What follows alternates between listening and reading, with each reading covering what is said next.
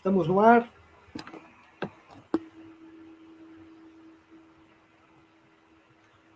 Deixa eu me organizar aqui melhor. Vamos posicionar aqui a câmera certinho. Deixa eu ir para o centro. Agora sim. Muito boa tarde a todas e todos. Louvado seja o nosso Senhor Jesus Cristo. Para sempre seja louvado. Tá? Você que está aí acompanhando, agora eu estou conseguindo ver aqui o comentário de vocês, tá bom? Deixa eu só abaixar o meu celular, que eu estou aqui com o celular na mão aqui para ter um retorno melhor aqui da transmissão, tá?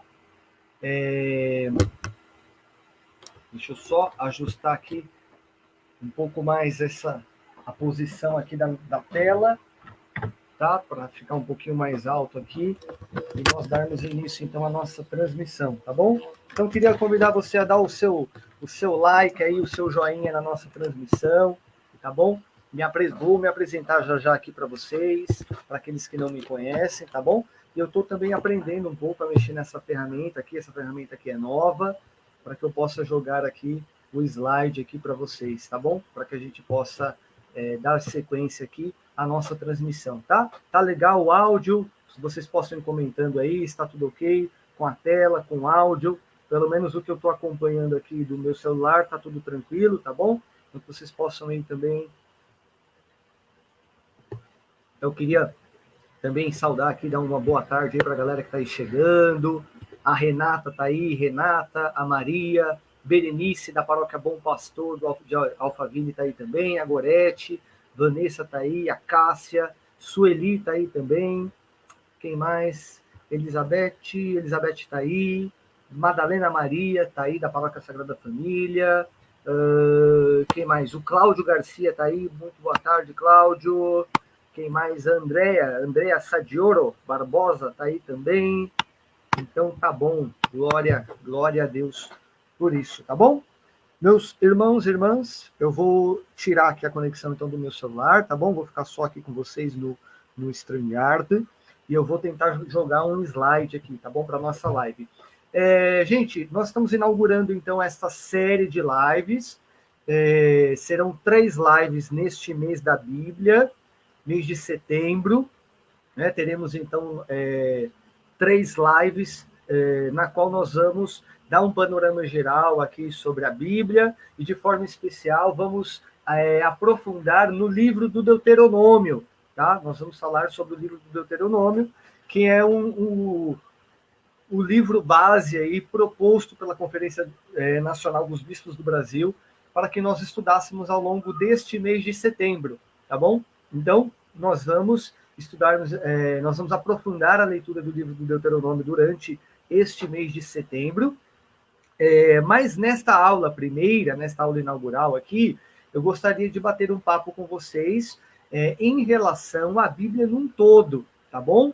Então, eu quero dar um panorama geral sobre a Bíblia, sobre o estudo bíblico, tá? E depois, a gente, nas próximas aulas, então, nos nossos próximos 2 encontros, né? São apenas 3, nós vamos aprofundar, então, em relação ao texto do Deuteronômio, tá bom?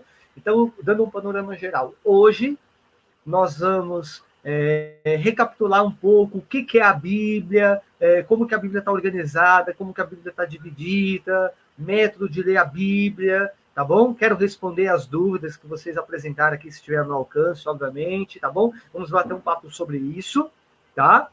No sábado seguinte, nós vamos, então, fazer uma introdução geral acerca do livro do Deuteronômio, qual é a teologia do livro do Deuteronômio, qual o momento histórico, o que a crítica textual nos fala acerca desse texto, qual é o cerne da mensagem desse texto, tá bom? E aí, no nosso terceiro encontro, nós vamos falar daquilo que nós chamamos de Código Deuteronomista, entre os capítulos 12 e capítulo 26 do livro do Deuteronômio, tá bom?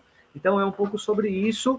É esse o desenho dos nossos 3 encontros, começando então o primeiro a partir de hoje, tá bom? Peço desculpa por esse copão aqui que eu tenho, né? Mas como ele é meio litro, é só colocar ali para ele encher enquanto eu vou fazendo outras coisas, eu pego depois, né? E ele sacia a minha sede durante a live inteira, tá bom? Então por isso que eu utilizo ele aqui, tá? Tudo tranquilo, gente? Ok? Tá bom? Peço só um pouquinho de paciência que eu vou tentar jogar o slide aqui, tá? Então, essa é a parte um pouco que eu apanho. Então, esperem só um momentinho aqui, que eu vou tentar jogar o slide aqui, tá? Deixa eu ver como é que eu faço. Agora eu vou, ó, a Maristela tá aí também. Agora eu vou reduzir um pouco aqui o meu tamanho aqui na tela, tá? E vou jogar.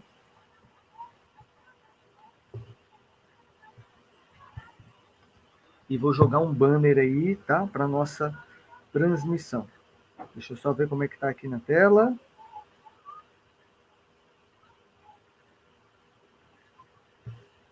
Beleza, gente? Tudo tranquilo, então, quanto a isso? Tá? Então, esse vai ser o nosso panorama.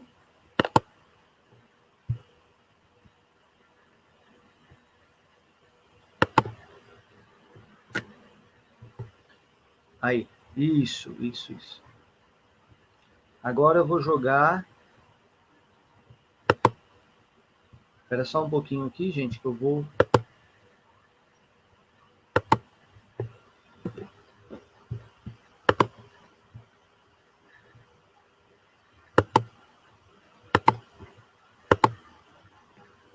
Aí, acredito que já deve estar na tela para vocês aí. Isso, tá na tela aí já para vocês, né? Deixa eu só aumentar um pouco mais. Volto aqui. Aí, isso. Agora deixa eu só ver como é que... Isso aí, beleza. O slide está aí na tela, tá bom? O slide está aí na tela. Deixa eu ver se eu consigo aumentar um pouco mais. Agora ele foi para a tela inteira. Isso, tá bom, tá bom. Tá tranquilo, gente? O slide aí? Tá dando para acompanhar legal? Tá? Sim, né? O Cláudio respondeu. Beleza, gente. Então eu vou dar sequência aqui, tá bom? Então qualquer coisa podem ir mandando nos comentários. Eu vou tentar acompanhar da melhor forma possível aqui os nossos slides e os comentários de vocês, tá bom? Então, queridos, vamos lá então, dar início. Queria convidar você a traçar o sinal da cruz aí da sua casa e que você possa rezar junto comigo, em nome do Pai, e do Filho, e do Espírito Santo. Amém. Nossa Senhora Aparecida, rogai por nós. São Jerônimo, rogai por nós. Tá bom? Então, vamos dar início ao nosso encontro. Espero que possa ser muito enriquecedor para todos nós. Tá bom? Queridos, vamos dar então o nosso pontapé inicial, tá?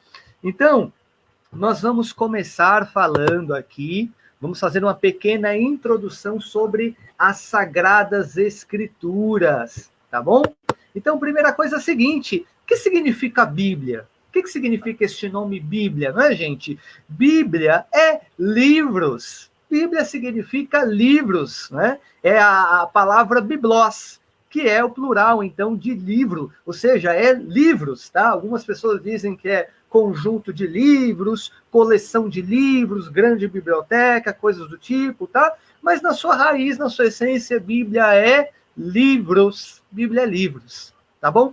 Aparece a palavra Bíblia na própria Bíblia, né? Não aparece a expressão Bíblia, mas aparece a palavra Escritura, tá bom? Que é do grego grafés, tá aí embaixo aí no slide. Palavra escrituras, que em latim é escritura, né? Escritura, aparece no livro de Macabeus.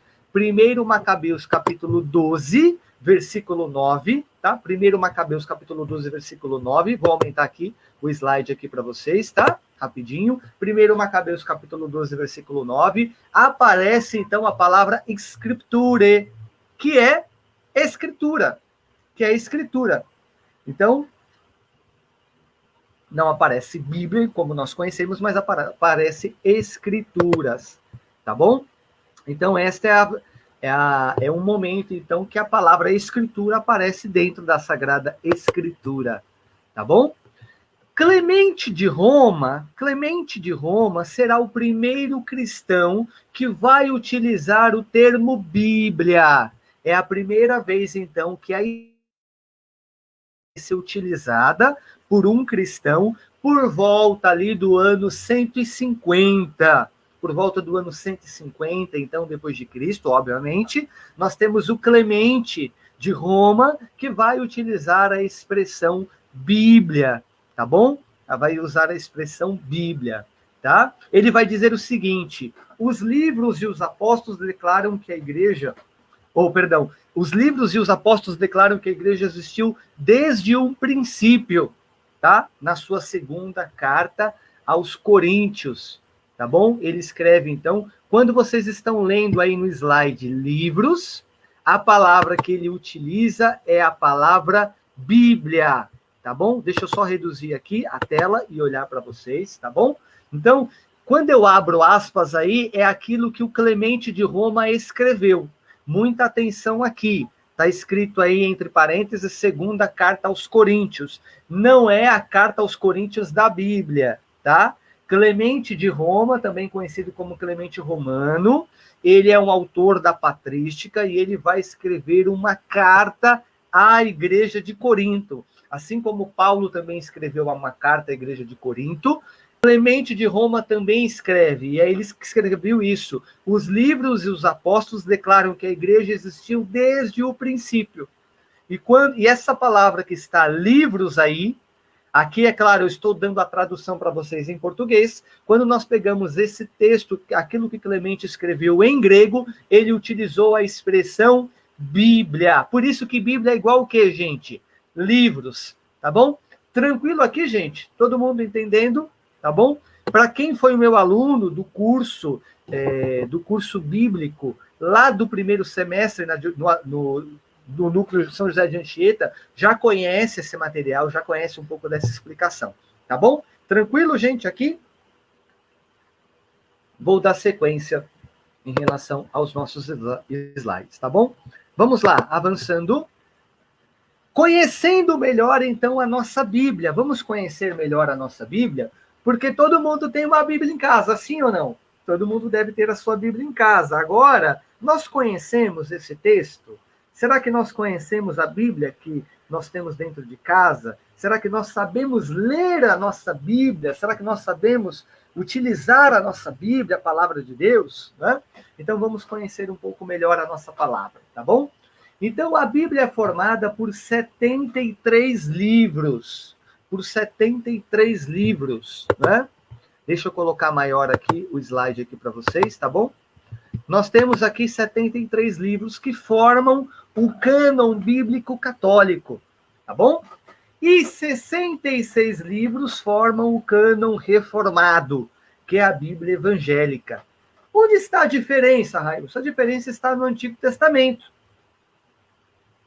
Do Antigo Testamento nós temos 46 livros para o Antigo Testamento, dentro do cânon católico, e 66 livros, e 39 livros na Bíblia de tradição reformada. Railson, por que nós temos essa diferença?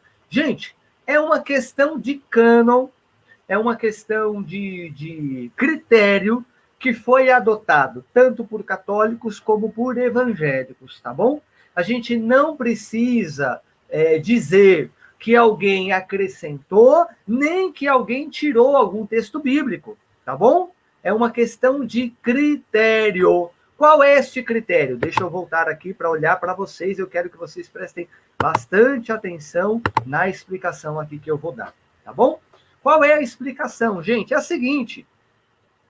Lá por volta do século II, ocorreu um encontro de judeus em uma cidade chamada Jâmnia.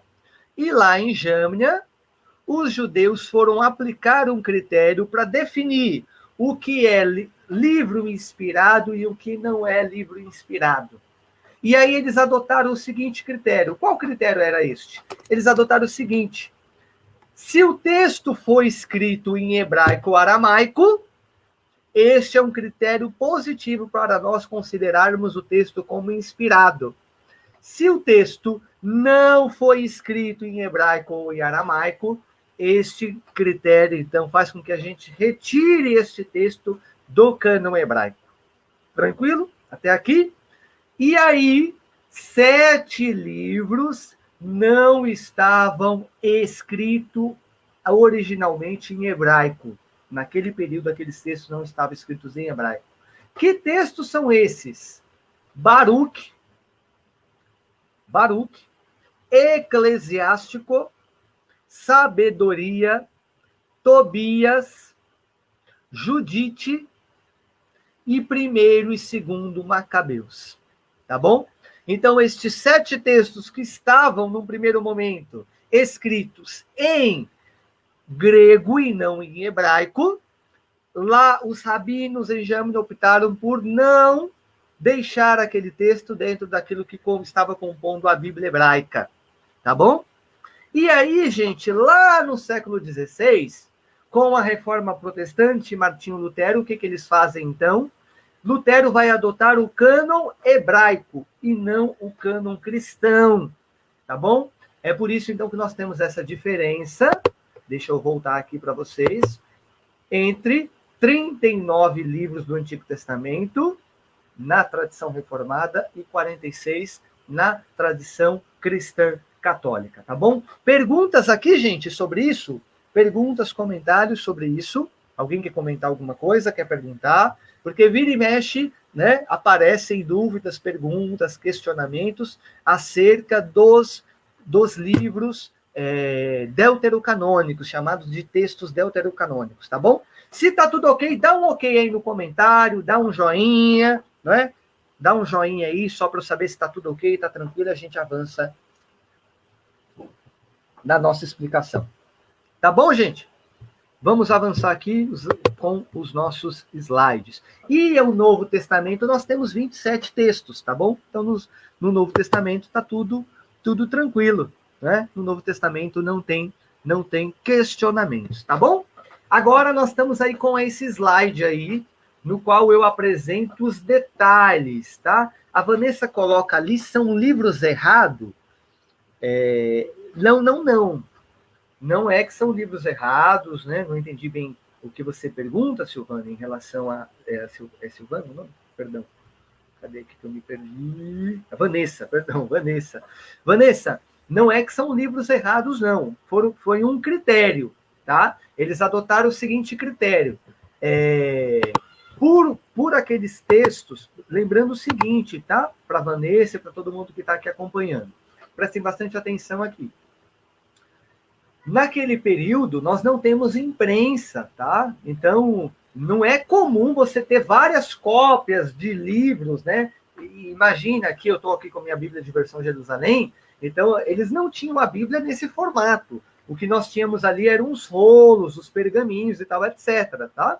Então, aquilo que se tinha conhecimento, os rolos que eles tinham conhecimento, esses 7 livros que eu falei para vocês, eles não tinham cópia deles em hebraico ou aramaico. Eles estavam em grego. Não é que o conteúdo estava errado, não é que tinha, como eu posso dizer, como heresia, coisa do tipo. Não tem nada a ver com isso. Eles adotaram um critério, aplicaram este critério. Por aqueles rolos não estarem em hebraico, eles retiraram os textos, tá bom? Foi simplesmente por isso, tá? Mas tem um detalhe aqui. Descobertas séculos depois, numa caverna chamada Qumran, eles encontraram rolos com livros deuterocanônicos escritos em hebraico. Então, se essa descoberta tivesse sido antes do Concílio de Jâmina, provavelmente que os judeus iriam colocar aquele texto dentro da Sagrada Escritura e iam considerar como inspirados, tá bom? Alguém comentou que está travando, a Maria colocou que está travando. Se está travando para mais alguém, comentem aqui, tá? Mas eu acredito que é lá na internet da Maria, tá bom? Acho que para as demais pessoas está tudo ok, tá bom? O Carliston coloca aqui, ele coloca aqui. Deixa eu testar uma... Olha só, gente, eu aprendi a colocar o comentário aqui na tela. Olha que beleza, né? O Carliston coloca aí, existe algum critério para Lutero ter optado pelo cânon hebraico, já que ele era um monge agostiniano? Excelente pergunta, Carliston. Excelente pergunta. Olha, meu amigo, eu vou te dizer uma coisa aqui em relação a essa sua pergunta, tá? Ela merece uma atenção muito mais dedicada aqui, tá? Como o nosso material ele é extenso, eu não vou aprofundar em relação à sua resposta, tá bom? Em relação à resposta que eu vou te dar. Eu vou apenas fazer um sobrevoo, tá bom? Então, a primeira questão é a seguinte: onde está fundamentado a doutrina do purgatório? No livro de Macabeus, tá? Então, dentro daquilo que se desenrolou, naquilo que foi todo o desenrolar da reforma, ter a doutrina do purgatório seria muito mais complicada. E uma das formas de você, entre aspas, se livrar da doutrina do purgatório era você também, talvez, tirar de cena o livro de Macabeus. E uma das formas de tirar de cena o livro de Macabeus era adotar o cânon hebraico. Tá? Era adotar o cânon hebraico. Então, pode ser esse um dos critérios. Será? Talvez. Tá bom? Então, aqui é só um sobrevoo, tá? Essa atenção, é claro, Carlos, que merece uma reflexão maior. Mas tem a ver um pouco com isso também, tá bom? Tem a ver um pouco com isso também, tá? Certo? E também a ideia de purificar a religião, vamos dizer assim. Adotar o cânon hebraico seria, talvez, estar mais próximo, entre aspas, da raiz do cristianismo. Não que seja isso, tá? Não que seja isso. Até como eu disse aqui muito bem, a descoberta dos manuscritos de Qumran nos mostrou que aquele critério caiu por terra, já que nós tínhamos também cópias desses textos escritos também em hebraico. Tá bom, gente? Vamos avançar aqui um pouco mais. Beleza, gente? Vou voltar aqui com o slide aqui na tela central para vocês, tá bom? Vamos lá. O Pentateuco, então, é a primeira parte aí do texto bíblico, tá bom? Carlson agradece. Obrigado, Carlson, pela sua pergunta e pelo seu comentário, tá bom? Então, vamos lá para a primeira parte da divisão da Bíblia. O primeiro bloco, então, gente, é o Pentateuco, também chamado de Torá, né? Penta, nós sabemos muito bem o que é, né? Quem é penta? O Brasil é penta. O que significa o Brasil ser penta? 5 títulos mundiais, 58, 62, 70, 94 e 2002. Eita, que faz tempo o título do Brasil, hein, meus amigos? 18 anos do penta já, não é? Saudade de ser campeão mundial. Queridos, a Torá, então, é formado, então, por estes 5 livros. São os 5 primeiros livros da Bíblia. Gênesis, Êxodo, Levítico, Números e Deuteronômio. O livro que nós vamos olhar com uma atenção muito especial, tá bom? O Pentateuco, gente, é a base da Sagrada Escritura. É a base da Sagrada Escritura, é o Pentateuco, meus irmãos. E nós temos nele 3 códigos. 3 códigos estão presentes nestes 5 primeiros livros. Quais códigos são estes? Está aí no slide. Primeiro, Código da Aliança, Êxodo 20. Meu amigo, você está assistindo na tela da TV, pega seu celular e tira uma foto disso aí. Ou anota isso no seu caderno. Se você está com seu celular, printa isso aí na tela do seu celular. Tá bom?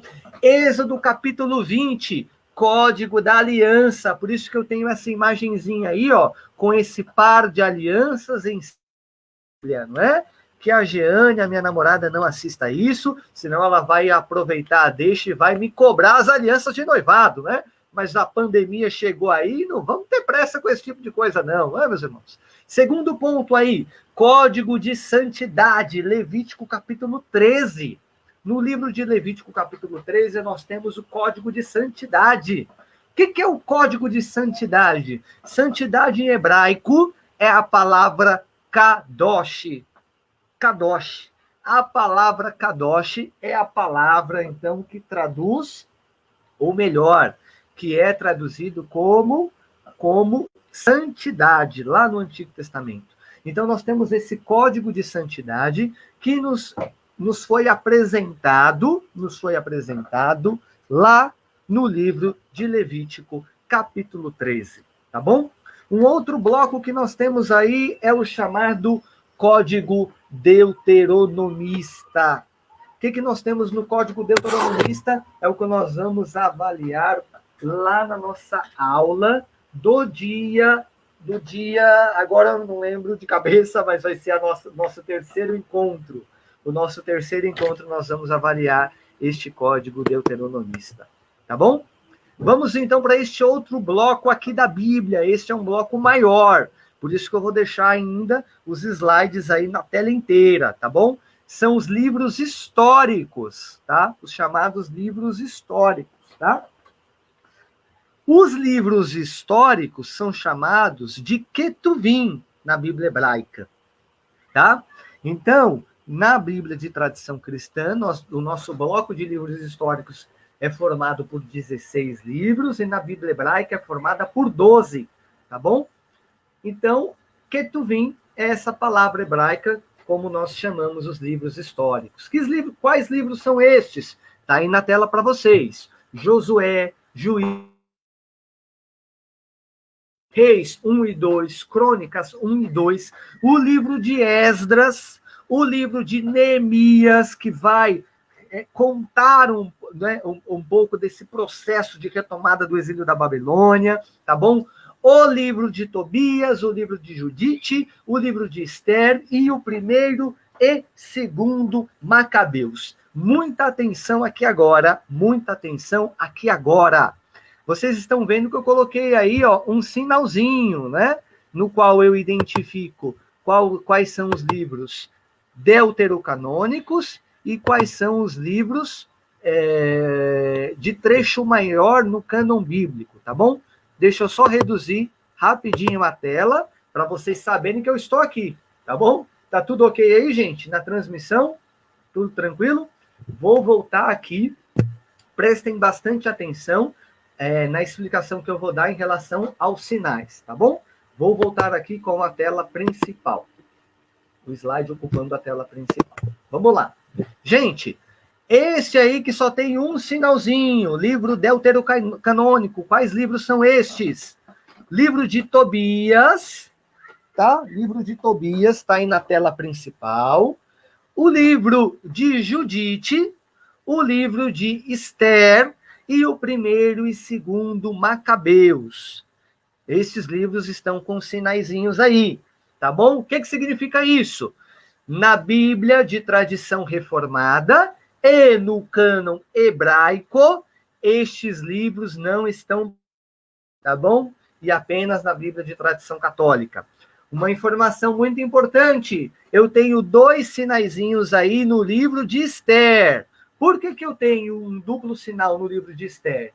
Porque Esther está na Bíblia hebraica, Esther está na Bíblia evangélica, mas nós temos um trecho maior no cânon católico, tá bom? Na Bíblia de tradição católica, nós temos um pequeno trecho maior, que são rolos que foram escritos, encontrados de forma primeira em grego, e por isso não entraram e não formaram o cânon de tradição cristã,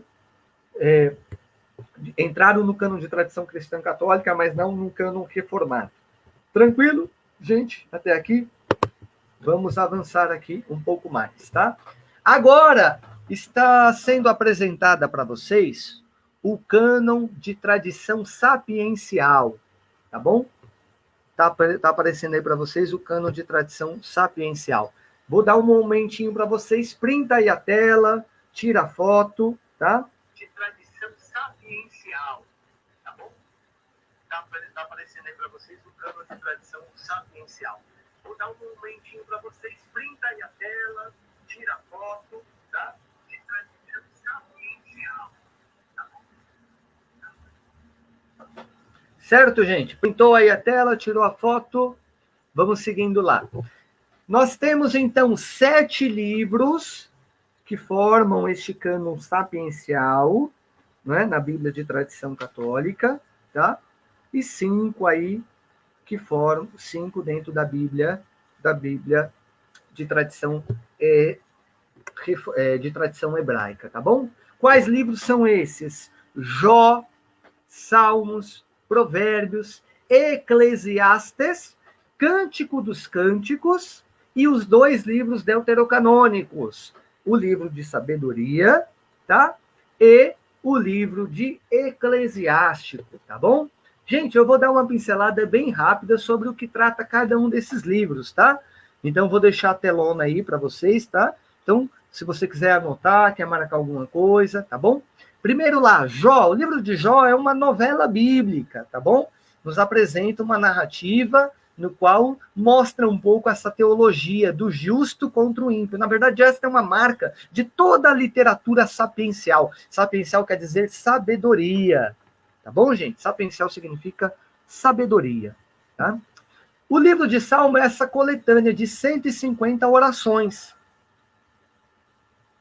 Tem oração de louvor, tem oração de súplica, tem grito de desespero, tem salmista dando bronca em Deus, está tudo presente lá, tá bom? O livro de Provérbios é como se fosse um conjunto de ditos populares, tá bom? É como se fosse um conjunto de ditos populares. De ditos populares, mas não é essas frases de para-choque de caminhão, não, viu, gente? São ditos de sabedoria, tá bom? Isso é muito legal, tá? Eclesiastes é um livro que narra um pouco sobre a vida nua e crua. Ela tem um pouco de tom depressivo, né? Alguns vão até dizer que é o livro mais mal-humorado da Bíblia, é o Eclesiastes, tá bom? Você conhece alguém azedo, gente? Conhece alguém azedo? Tem alguém azedo na sua família? Sabe aquela pessoa que reclama de tudo? Deixa eu só diminuir aqui a tela. Sabe aquela pessoa que reclama de tudo e tal? Apresenta o livro de Eclesiastes para ela, tá bom? Provavelmente ela vai gostar, tá bom? É o livro do reclamão, tá? Acabou avançando aqui o slide, deixa eu voltar aqui. O livro do Cântico dos Cânticos é o livro que fala de relacionamento entre o homem e a mulher.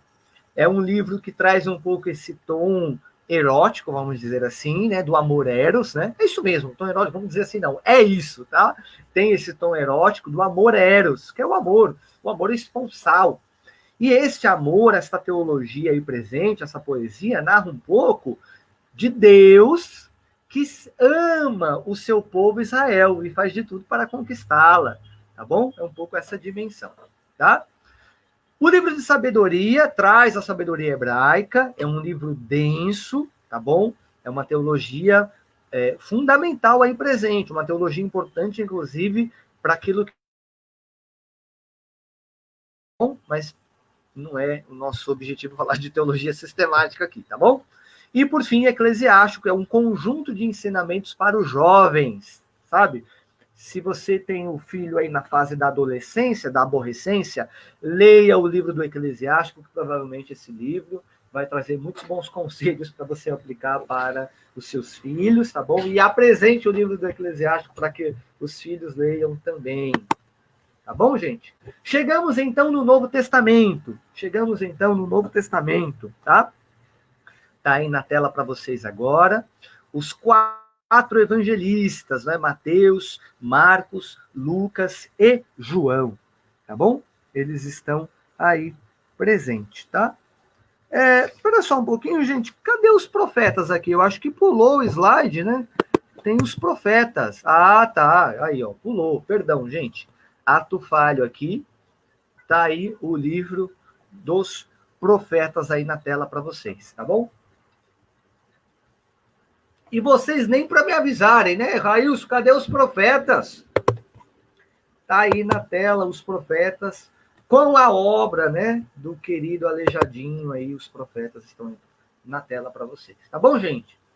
Tranquilo? Tudo ok? Ó, a Márcia tá corrigindo aqui, ó, falou aborrecência não. Adolescentos. Amém, adolescentes. A palavra tem poder, é verdade. Tem razão, Márcia. Então, partilhem com os nossos adolescentes o livro do Eclesiástico. Amém? Tá aí na tela para todo mundo. A partilha aqui da Márcia. Bem verdade, Márcia, é verdade. A palavra tem poder. Obrigado pela sua partilha, viu? Voltando aqui na telona para vocês, os livros proféticos, o Nevim, tá? O Nevim é a palavra hebraica para profetas, né? É a tradução literal, inclusive, tá bom? Profetas, tá? Então, nós temos esses 18 profetas aí, tá?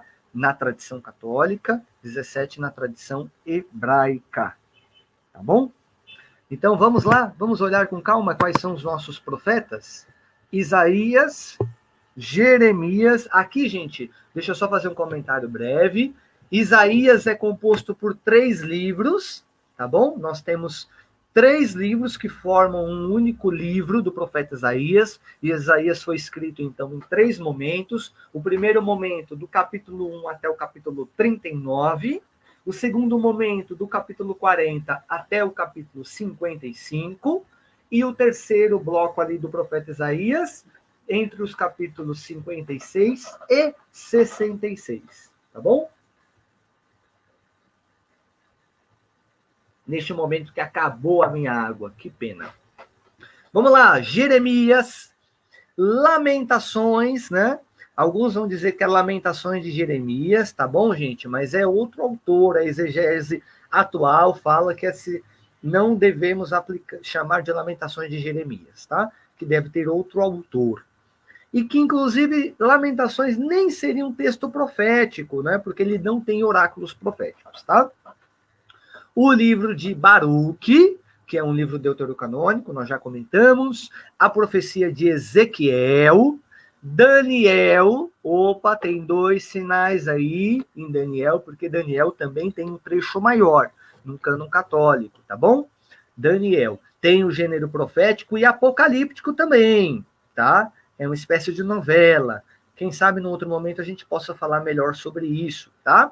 O livro de Oséias, o livro de Joel, o livro de Amós, o livro de Abdias, né? O profeta Abdias, o profeta Jonas, uma novela bíblica também, tá bom? O livro de Miqueias, o livro de Naum, tá? O livro de Abacuque, o livro de Sofonias, Ageu, Zacarias e Malaquias. Falando em novela bíblica, eu comentei um pouquinho sobre novela lá no Instagram, tá bom? Então, se você me segue lá no Instagram, acompanhe os stories que eu comentei um pouquinho sobre novela e família. Depois, se você não segue, eu vou deixar aqui, ó, é o @Railson lá no Instagram, quem tem Instagram, tá bom? Porque eu comentei um pouquinho sobre um episódio aqui de casa sobre novela, tá? Mas assistam lá que vocês vão ver, tá bom? Avançando, fechamos aqui o nosso bloco de profetas, e enfim, nós chegamos agora no Novo Testamento, tá bom? No Novo Testamento. Gente, deixa eu só voltar um pouquinho aqui. Lá no livro de Daniel, Daniel não está no conjunto de profetas da Bíblia hebraica, está no conjunto de livros históricos, tá bom? Essa é uma informação importante, está naquele bloco que nós chamamos de Ketubim, tá? Título de curiosidade, tá aí a informação para vocês, certo? Vamos lá para o Novo Testamento? Vamos lá para o Novo Testamento, então? Está aí na tela o mistério de Cristo. No Novo Testamento, então, nós temos o mistério de Cristo. É a síntese ali do mistério de Cristo, tá bom? Nós temos, então, 4 evangelistas. Mateus, Marcos, Lucas e João, tá? O que é evangelho, hein, gente? Alguém sabe o que significa evangelho? Escreve aí no chat, para eu ver se vocês estão acordados, estão prestando atenção, tá bom? Se vocês estão acompanhando certinho, deixa eu voltar aqui e olhar para vocês novamente, tá? O que é evangelho, hein, gente? O que significa evangelho? Coloca aí no chat. O que significa evangelho, hein, gente? O que é evangelho?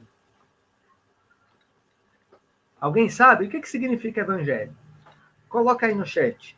Pode chutar, chuta à vontade. Não fica preocupado se está certo, se está errado ou não, tá? Coloca aí no chat.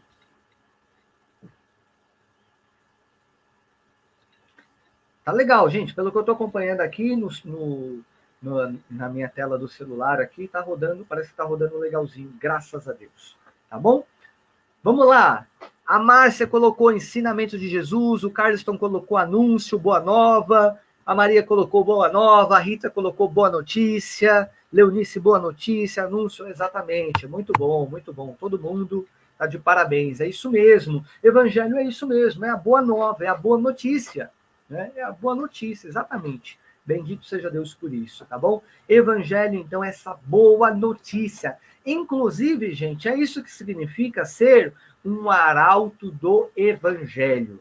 Quem é o arauto? O arauto é uma espécie de mensageiro lá do Império Romano, é um soldado que transmite o Evangelho. O arauto, então, é essa espécie de, vamos dizer assim, o arauto é como se fosse o carteiro, né? Entre aspas aqui, não é a melhor das explicações, mas acho que ela está mais próxima da nossa realidade, então fica melhor aqui para a nossa reflexão. Então, pensem no arauto como carteiro. E a carta é o quê? O evangelho. A carta é o evangelho, é a notícia, é a boa notícia. Então, o imperador enviava aquele arauto para levar aquele pergaminho e comunicar a boa nova, a notícia, para um outro império, para aquele outro povoado. E quando nós falamos do evangelho de Jesus, é justamente nós nos tornamos arautos de Jesus e queremos levar esta mensagem, né? Esta mensagem para os irmãos, para a nossa família, tá bom? A Elizabeth coloca aqui algo que é muito interessante. Ela pergunta: tem a ver com anjos? O evangelho tem a ver com anjos? Será que é isso que ela pergunta? Mas deixa eu deixar aqui a pergunta dela, porque tem um detalhe interessante, né? No Antigo Testamento, para Elizabeth, para todo mundo que está acompanhando a gente, no Antigo Testamento, como que Deus se comunica? Deus se comunica através da teofania, isto é, da sua manifestação. A voz de Deus, que se manifesta através da sarça ardente, por exemplo, com Moisés. É uma teofania de Deus, né? Mas Deus também vai falar com os seus patriarcas. E olha, Deus não fala com todo mundo. Deus se comunica através ali daquela experiência teofânica com o Moisés na sarça, e o Moisés desce e leva a comunicação para o povo, não é assim? Deus se comunica com Noé e Noé leva a comunicação para o povo. Né? Essa é uma forma de Deus se comunicar. Uma outra forma é Deus que fala através dos profetas. E nós temos comunicação intermediária aqui, que são os anjos. Aí, nesse sentido, Elizabeth, talvez tenha a ver um pouco com aquilo que você pergunta. Então, os anjos é uma forma, entre aspas, de Deus se comunicar. É como se fosse a materialização da voz de Deus, porque Deus é espírito. Então, o anjo é uma forma de Deus se comunicar. Então, nesse sentido, tem a ver.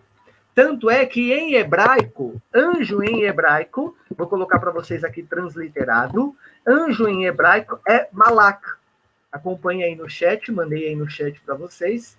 Malak em hebraico é traduzido para angelos. Angelos, em grego. E é essa tradução em grego que nós chamamos de anjos. Então é a mensagem, tá? É a mensagem, é o mensageiro. Tá? Então tem a ver um pouco com isso, tá? Mas evangelho, Elizabeth, evangelho, como é que eu tiro Ah, já achei aqui, espera só um pouquinho. Eita, Jesus. Espera aí, tirei. Mas evangelho, ela é uma palavra que ela não nasceu cristã, viu? Malak, sim, é hebraico, bíblico. Evangelho, não. Evangelho é uma palavra que tem a ver com o império. E que os cristãos vão adotar esta palavra e vão dar um novo significado. É com os cristãos que o evangelho se transforma na boa notícia. Tá bom? Mas é uma palavra que vem do império. É uma palavra militar, como arauto, né, de certa forma, é uma palavra, ou melhor, arauto é uma palavra militar e evangelho é uma palavra, era uma palavra da sociedade comum e que vai ser ressignificada, tá bom? Em boa nova. Vai ser ressignificada como a boa nova, é uma boa nova porque é uma boa notícia, mas a boa nova de Cristo, tá bom? A boa nova da salvação. Tranquilo aqui, gente? Deixa eu voltar aqui os slides aqui para vocês, vamos avançar. E aqui, gente, eu tenho um detalhe interessante, a teoria das duas fontes, tá bom? A teoria das duas fontes, tá? É a Beth que fez a pergunta aqui do curso. Estamos juntos, Beth. Obrigado aí pela participação, tá bom? E pela paciência, né? Já me assiste na segunda-feira, tá aqui no sábado também. Gratidão, viu? Aí eu apresento para vocês aí na tela a teoria das duas fontes. Railson, o que significa a teoria das duas fontes? Aqui é um detalhe interessante, tá, gente? Deixa eu só reduzir a tela, porque eu quero que vocês me acompanhem aqui nesta reflexão. Algumas pessoas acham, né, principalmente quando as pessoas não estudam, não têm o hábito de estudar a Bíblia, parece muitas vezes, gente, que a Bíblia caiu do céu com zíper e tudo, né? E não, é um processo, tá bom? Inclusive, o texto, ele nasce muito tempo depois. Algumas pessoas acham que Jesus está vivendo uma espécie de Big Brother, e aí é como se Jesus está lá no reality show da vida dele e sempre tem um escriba anotando tudo que está acontecendo com ele. Não, não foi assim. Não foi assim. O texto nasce muito tempo depois. É por isso que muitas vezes os textos não se complementam. Eles não vão se complementar mesmo, gente, porque eles nasceram em comunidades distintas. Tá bom? Então, este é um ponto importante. Então, o evangelho entra em contradição? Não, o evangelho não entra em contradição. Ele não entra em contradição. Porque ele não nasceu para. Ele não é uma biografia. O evangelho não é uma biografia. O evangelho ele nasce com o fim catequético. Vocês não são catequistas? O que vocês fazem? Transmitem a boa nova. Vocês transmitem a boa nova de Jesus. Vocês partilham a palavra, vocês apresentam Jesus. E como que vocês apresentam Jesus? Vocês pegam a Bíblia, vocês pegam o catecismo da igreja e apresentam Jesus através daqueles meios. Lá, os cristãos dos primeiros séculos também queriam transmitir Jesus. E como que eles faziam para transmitir Jesus? Oralmente. Até que alguém falou, a gente precisa compilar, a gente precisa pegar o testemunho dos apóstolos e tal, dos primeiros, para que a gente possa organizar e apresentar a nossa catequese. Pimba, é aí que nasce o evangelho. O evangelho nasce, então, com esse objetivo. Ser uma catequese e ser um querigma, para que ele possa ajudar os primeiros apóstolos a pregarem o nome de Jesus. É assim que nasce o evangelho. Tá bom? Agora, voltando, então, para os nossos slides, tá? Tá aí na tela toda para vocês.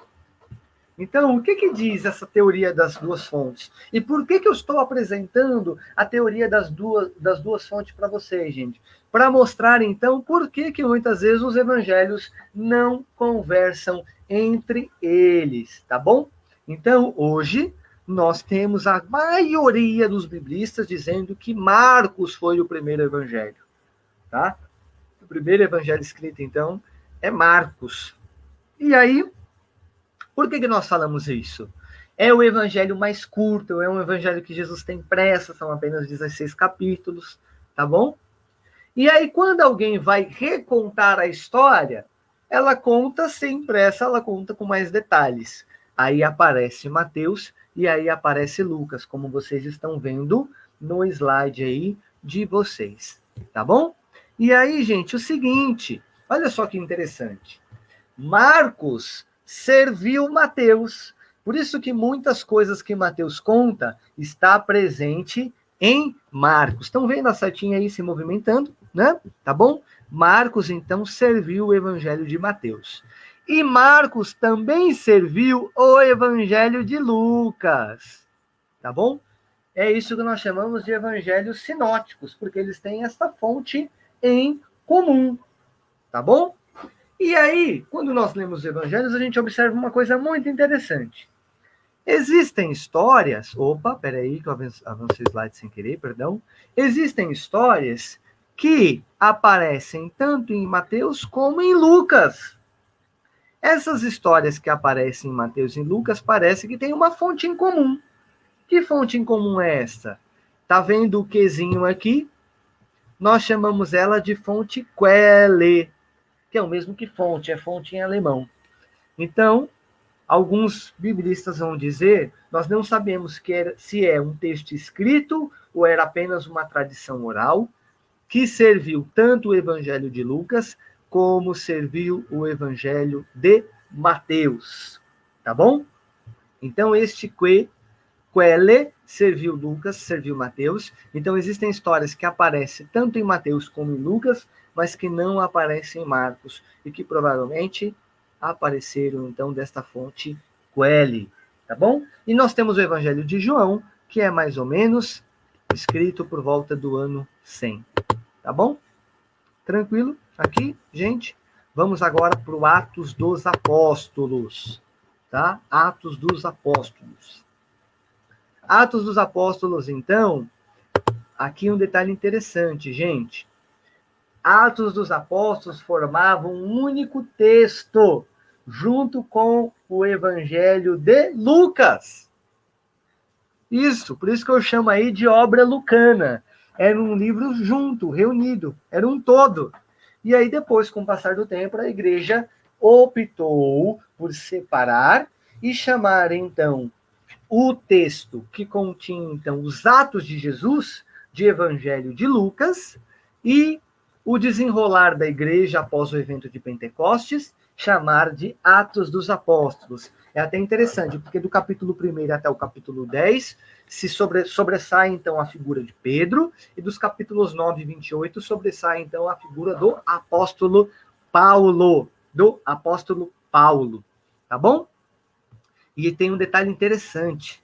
Leiam depois, né, em casa, o finalzinho do capítulo 28 de Atos dos Apóstolos. E aí vai aparecer o seguinte, parece que é uma espécie de final aberto, não é?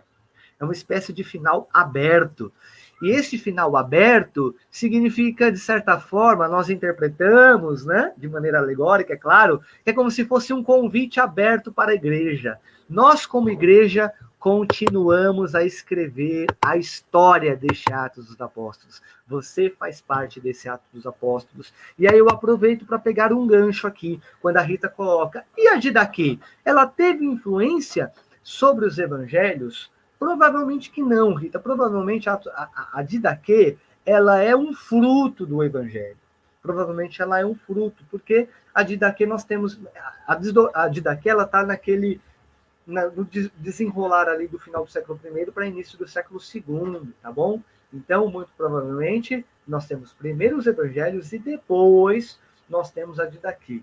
Então, se alguém exerceu influência de uma sobre a outra, seriam os evangelhos sinóticos em relação a Didaquê, tá bom? E claro, depende de qual lugar geográfico nós estamos falando, né? Porque talvez uma determinada comunidade nem tinha ideia do que era Didaquê, mas já tinha os evangelhos, tá bom? Beleza? Muito obrigado, Rita, pela sua pergunta, pelo seu comentário, tá? Vamos avançar aqui um pouco mais, gente. Nós já estamos chegando no final da nossa aula, tá? Da nossa primeira live aqui de hoje. Vamos para os escritos paulinos. Escritos paulinos, vamos lá. Peraí que tem uma pergunta aqui da Marli, deixa eu pegar aqui na íntegra qual é a pergunta dela, tá? E a gente segue. A Marli coloca aqui. O padre Luiz Moscovo diz que somos convidados a continuar as cartas de Paulo. Eu não sei quem é o padre Luiz, eu acho que ele é um padre da Diocese de Jundiaí, né? E alguns de vocês que estão aqui acompanhando, vocês sabem que eu não sou da Diocese de Jundiaí, eu sou da Diocese de Campo Limpo, né? Eu estou aqui no Vaz de Lima, na zona sul de São Paulo, então eu não conheço o clero da Diocese de Jundiaí, eu conheço o padre Eric, né, que é meu amigo pessoal e tal, mas não conheço todo mundo. Luiz Moscone, a Marli coloca padre Luiz Moscone. Ah, não, o Luiz Moscone eu conheço o Luiz Moscone. Conheço como autor, né? Como biblista, teólogo e tal, né? Eu não tomo café com o padre Luiz Moscone. Aliás, padre Luiz, se quiser me convidar, ficarei muito feliz, tá? Mas, enfim, exatamente, bem essa ideia mesmo. Nós continuamos as cartas de Paulo, nós continuamos o Atos dos Apóstolos, porque nós continuamos como igreja, né? Nós continuamos como igreja, nós somos igreja, tá bom? Deixa eu voltar aqui com o slide. Mas o Luiz Moscone não é da Diocese de Jundiaí, né? Eu acho que não, né? Acho que ele não é eu acho, né? Não sei. Tá bom? mas o padre Luiz Mosconi, ele participou, ele esteve com a gente na PUC, se eu não me engano, em algum congresso, agora eu não lembro bem, tá bom? Mas enfim, vamos seguir. Chegamos então nos escritos paulinos, também chamadas de cartas paulinas, tá bom? E algumas Bíblias acabam colocando aqui, eu coloquei Hebreus, tá? Porque muitas. Bom, já comento sobre Hebreus, vamos lá. Vamos lá, quais são essas cartas? Lembrando aqui, gente, elas não estão organizadas de maneira, vamos dizer assim, de maneira cronológica, tá bom? Elas não estão organizadas de maneira cronológica. Os textos das cartas paulinas são organizados da maior para a menor. É o único critério que foi adotado, tá bom? Então é aí que nós temos Romanos, Coríntios 1 e 2, Gálatas, Efésios, Filipenses, Colossenses, Tessalonicenses 1 e 2, Timóteo 1 e 2, Tito e Filemão, que são 2 bilhetes, na verdade, e por fim, a carta aos Hebreus, né? Nós chamamos de carta aos Hebreus, inclusive, nos textos bíblicos, ou melhor, na nossa liturgia, nós falamos, né? Leitura da carta aos Hebreus, mas não é uma carta, é um livro, né? É uma espécie, na verdade, de, vamos dizer assim, de credo do povo judaico, aqueles que estavam saindo do judaísmo e adentrando no cristianismo, tá bom? A Rita está colocando aqui que ele não é do Diocese de Jundiaí, Luiz Mosconi, mas ele deu uma formação na Diocese em relação às Santas Missões Populares. Maravilha, tá bom? Vamos avançar? Gente, aqui são os textos em amarelo daquilo que nós chamamos de cartas deuteropaulinas, tá bom? Não são cartas, então, que saíram da pena de Paulo, tá bom? Provavelmente saíram, então, de membros da sua comunidade, tá bom? Então, Efésios, Colossenses, 2 Tessalonicenses, 1 e 2 Timóteo e Tito são cartas, então, daquilo que nós chamamos de deuteropaulinas. Provavelmente não saíram da pena de Paulo, deixa eu até olhar para vocês aqui nesse momento, tá bom? Não saíram da pena de Paulo, mas condensam a teologia de Paulo, condensam, então, a reflexão do apóstolo Paulo, tá bom? Então, não é que alguém mentiu para vocês, não. É que no primeiro momento você achava que era de Paulo e tal, né? Tem também a chamada da pseudografia, quando se mantém o nome de um autor conhecido para dar credibilidade para a carta, tá bom? Mas a teologia de Paulo e a essência da sua mensagem está aí presente, tá bom? É isso que eu queria dizer para vocês, tá? Fique bem claro. Vamos avançar um pouquinho mais. As cartas católicas, o bloco de cartas católicas, que são 8 textos, tá bom? Aqui nós temos uma dificuldade em relação ao Apocalipse. Alguns classificam o Apocalipse como uma literatura à parte e outros que colocam o livro de Apocalipse como carta católica, tá? Então, alguns dizem que não seria uma carta católica, mas sim um livro de literatura apocalíptica, tá bom? Um livro de literatura apocalíptica, então formaria então um outro bloco, tá? Então, carta a Tiago, 1º e 2º Pedro, João 1, 2 e 3, a carta de Judas e o livro do Apocalipse. Tá em vermelho agora no slide pelo comentário que eu já teci aqui para vocês, tá bom? Este bloco aqui eu falo da tradução, mas eu vou dar uma segurada. Deixa eu só ver quanto tempo nós temos aqui em relação à nossa live. Nós estamos chegando aqui para 1 hora de live. Tá bom? Queridos e queridas, muita atenção aqui. Vou fazer breves comentários, tá? Em relação às cartas católicas. E fecho um pouco deste ensinamento e da nossa live de hoje, agora que nós já chegamos aqui, com um pouco mais de 1 hora da nossa transmissão. Tá bom? Então, o livro do Apocalipse seria um gênero literário. Então, alguns separam as cartas católicas até Judas. E Apocalipse estaria numa outra divisão.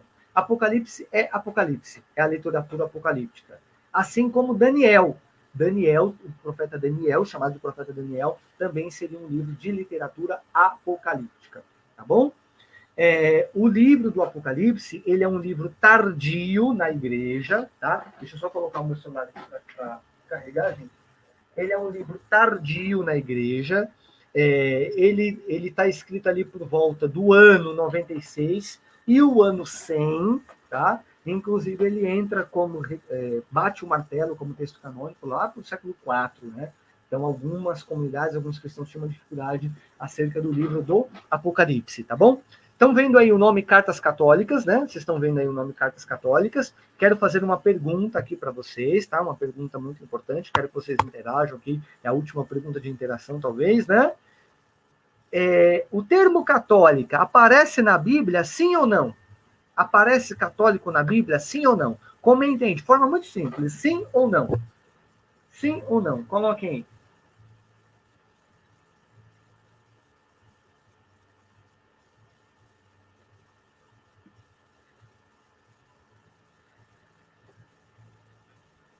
Vamos lá. Tem um delayzinho, né, de alguns segundos da transmissão até aí. Coloquem, gente, no comentário. Católica, a palavra católica aparece na Bíblia, sim ou não? A Vanessa colocou ali, sim. Será?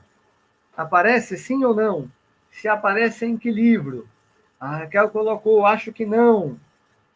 Aparece? Não aparece? A Márcia coloca, não aparece. Madalena coloca não. Isabel, não. E aí, gente, será que aparece ou não? Deixa eu tentar aqui o uso de uma outra ferramenta aqui, que é o banner.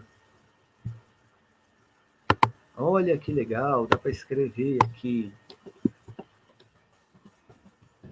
A palavra... Vou revelar, gente. Vou revelar. A palavra católica...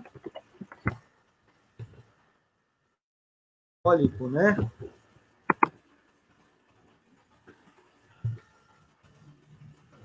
Que significa universal.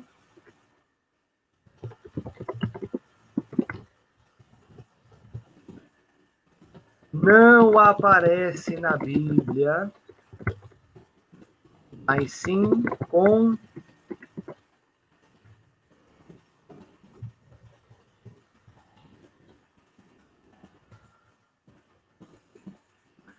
Santo Inácio de Antioquia. Deixa eu ver. Olha lá, tá aí na tela para vocês, gente. Tá aí na tela para vocês. Agora, eita, gente. Tá aí na tela para vocês, tá? Agora, sei lá o que eu fiz aqui, que eu não tô vendo os comentários. Ah, agora voltou. Então, gente, a palavra católica não aparece na Bíblia. Mas a palavra católico, que significa universal, ela aparece na patrística com um autor, que é Santo Inácio de Antioquia. Santo Inácio de Antioquia vai escrever uma carta à igreja de Esmirna, aquela mesma igreja que aparece lá no livro do Apocalipse, é a carta aos esmirnenses, e na qual ele vai dizer assim: onde está o bispo, está a igreja, e esta igreja é católica. Então, é com Santo Inácio de Antioquia que a palavra católica aparece pela primeira vez na Sagrada Escritura. Tá bom, gente? Tranquilo? Deixa eu tentar tirar esse banner aqui, que agora eu não sei como é. Ah, lembrei. Ah, legal. Beleza, gente? Em relação aos nossos slides, aqui eu começo a falar um pouco de tradução, tá bom? Então, eu vou deixar esse como ler a Bíblia para o nosso próximo encontro, tá bom? Deixa eu voltar aqui para ver o comentário de vocês, tá bom? Beleza, gente? Tranquilo? Bom, muito obrigado, então, todos que acompanharam até aqui, né? Nós tivemos uma audiência aí que bateu mais de 80 pessoas. Agora nós estamos aí com 77, 75 pessoas. Muito obrigado pela participação de vocês, tá bom? Nós estamos aqui com 1h05 de live, considerando aquele tempo, então, que nós demos de introdução, aguardando, explicando um pouco como iria funcionar, tá bom? Então, estamos aí com quase 1 hora aí de live, de reflexão. Muito obrigado a todos vocês, tá bom? Então, quero aproveitar este momentinho agora para responder algumas perguntas sobre o nosso encontro de hoje, tá bom? Se você tem alguma pergunta, quiser colocar aqui no chat e tal, tá bom? Vamos aproveitar um pouco esse tempinho para responder. Se tiver alguma pergunta, coloca no chat aqui, eu vou jogar na tela e a gente tenta partilhar, tenta responder, tá bom? Em relação ao conteúdo de hoje, encerrei por aqui, lembrando que o objetivo era justamente esse, dar uma introdução geral, um panorama geral sobre Bíblia, tá bom? Como eu sempre falo, gente, tem pessoas que já estudaram, já viram sobre isso, conhecem isso de cor e salteado. Amém. Então, talvez essa live não era para você e tal, enfim, você conhece isso muito bem. Mas, geralmente, eu faço essa introdução porque tem algumas pessoas que talvez não conhecem um pouco acerca dessa divisão, a questão do cano, tal, etc. Por isso que eu faço essa introdução geral, tá bom? Então, se alguém tiver alguma pergunta, algum comentário, quiser fazer, coloca aqui no chat, tá bom? E a gente, se tiver ao meu alcance, eu tento responder, tá? A Leonice pergunta, vai ficar salva a live? Acho que vai, né, Silvana? É a Sil, a Maricela que pode responder, vai, né? Provavelmente vai. Penso que fica assim, fica assim. Então tá bom, tá respondida. A live vai ficar salva, vocês podem assistir quantas vezes vocês sentirem à vontade aí, tá bom? A Rita perguntou, o Apocalipse é de São João? Rita, eu acredito que você está perguntando em relação à autoria, né? Se a sua pergunta é em relação à autoria, o Apocalipse é atribuído pela tradição a São João. É uma atribuição que a tradição dá. Nós não temos ferramentas, não temos pesquisas que possam garantir que é o São João, o João evangelista aí, que é o autor, tá? Lá na Ilha de Patmos, tal, tá bom? Então, a tradição vai dizer que é. Nós continuamos falando que é Apocalipse de São João, tá? Mas não é... nós não podemos afirmar categoricamente, tá bom? Que ele é o autor, tá? A Cláudia pergunta se eu vou passar os slides. A gente pode criar um mecanismo. E não tem problema, eu disponibilizo os slides sim, tá? Eu só não sei como, porque a gente está aqui no Facebook, eu não sei qual seria a ferramenta, tá? Mas a gente pode tentar criar um mecanismo aí, algum grupo de WhatsApp, a gente vê com a Silva ou com a Maristela para passar, mas os slides, não tem problema, tá tranquilo, tá? Eu posso compartilhar ele, não tem problema nenhum, tá bom? Deixa eu ver o que mais. A Renata agradece pela formação. Alguém perguntou se a primeira aula é desta sequência de lives catequéticas sobre o mês da Bíblia, é a primeira, tá bom? E nós temos mais 2 sábados para partilharmos sobre isso, tá? Cadê? Alguém tinha colocado aqui. É o Nivaldo, né? Ele falou que fez teologia. É bom para relembrar. Ô, Nivaldo, então, você já tem que estar aqui com a gente. Você tem que vir partilhar com a gente aqui também, seu conhecimento de teologia, né? Colocar isso aí à disposição para os nossos irmãos, tá bom? Deixa eu ver o que mais. Será que tem mais alguma pergunta? Beleza, gente? Tem mais algum comentário, alguma pergunta? Se tiver, quiser colocar aqui, fiquem à vontade, tá bom? Então, agradeço demais todos vocês que partilharam aqui com a gente. Então é isso, gente. Nós estamos aqui, setembro, mês da Bíblia, né? É uma tradição da Igreja do Brasil, a CNBB abraçou isso lá por volta dos anos 70, né? Isso nasceu com a Arquidiocese de Belo Horizonte, depois a CNBB aplicou para toda a Igreja do Brasil o mês da Bíblia. Era o Domingo da Bíblia, depois se transformou no mês da Bíblia. E é importante que a gente valorize esse tempo, mas não só em setembro, viu, gente? Eu tenho batido muito nessa tecla. Vamos valorizar a cultura bíblica, tá? Vamos valorizar a cultura bíblica, gente. Vamos ler a Bíblia. E por que em setembro? Por conta de São Jerônimo, né? São Jerônimo, aquele que vai fazer a tradução da Bíblia, do texto hebraico, aramaico e grego, para a versão em latim. E o latim vai ser adotado como a língua da... Tá bom? Eu estou colocando aqui no banner o meu Facebook, tá, gente? Se alguém quiser entrar em contato depois, alguma pergunta, alguma dúvida, tá? No Instagram também, aqui tá o arroba, lá no Instagram. Tá aí no banner aí para vocês, tá? Deixa eu colocar aqui na tela. Tá aí, meu Facebook, Railson Araújo, com esse nome estranho, né? Não deve ser muito difícil encontrar. E o meu Instagram, arroba Railson. Tá bom? Tranquilo, gente? Então, termino por aqui, 1h10. Tranquilo? Podemos encerrar, então. Muito obrigado a todos vocês que acompanharam, todos vocês que interagiram, tá? E até o próximo sábado com a próxima live. Estou feliz, espero que vocês tenham gostado. Vocês estão felizes também, gente? Estão felizes? Se vocês estão felizes, dá joinha aí, né? Manda um joinha, manda coração aí na nossa live, tá bom? Muito obrigado. Estou feliz pela transmissão. Muito legal ter. É a primeira vez que eu utilizo comandando essa ferramenta aqui, que é o StreamYard, né? E graças a Deus, acho que rodou muito bem. Espero que na próxima semana a gente consiga rodar com ela também muito bem, tá bom? Certo? Beleza, gente? Muito obrigado. Deus abençoe a todos vocês. Continuem se cuidando, tá bom? Se precisar sair, se vai trabalhar, se vai até o mercado, se vai até a missa, use máscara para proteger a sua família, para proteger os irmãos da sua comunidade, né? Use máscara, use álcool, tá bom? Que a gente possa fazer a nossa parte, né? Porque Nossa Senhora cuida da gente, mas Ele quer também que a gente cuide também dos nossos, como nos ensinou São Francisco. Faça o possível para fazer o impossível. Vamos fazer o possível para que Deus realize este milagre, né? Será o fim desta pandemia, para que a gente possa voltar às nossas atividades o quanto antes. Tá bom? Deus abençoe vocês. Um grande abraço e até mais.